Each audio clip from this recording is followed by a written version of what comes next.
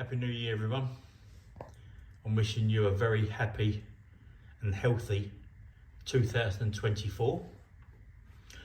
I'm back out on the GT. I've been fighting the windscreen for a number of days now and I'm just not winning at the moment. So, but I'll keep you updated as I go. In the meantime, I'm doing petrol lines. Some of you might have seen this before. This is what I made myself. Because we've got this new E10 fuel that we're all going to end up using at some point, I wanted to make sure that the petrol lines were going to be E10 friendly. So my mate James at Hydro Hose did all the hosing for me.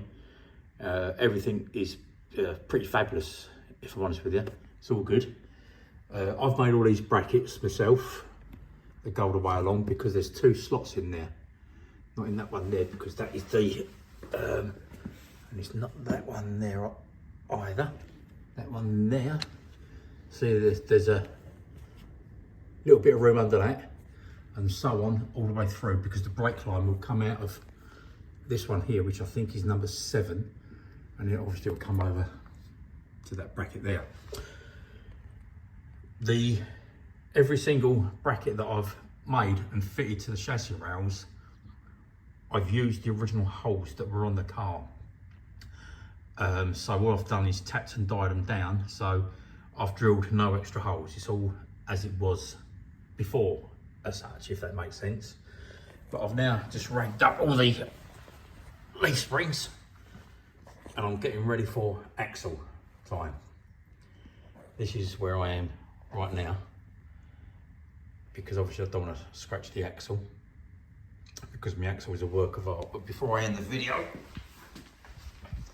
I'll just show you the front end of the car, where the front end petrol bracket is. Petrol line brake line bracket.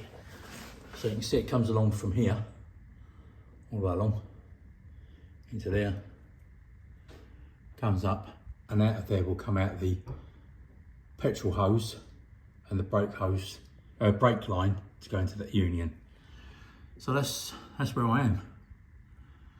So the windscreen, I've just had to give it a rest for the minute. So I thought I'd make constructive time and start getting ready to do the axle. Happy New Year, everyone. I shall carry on.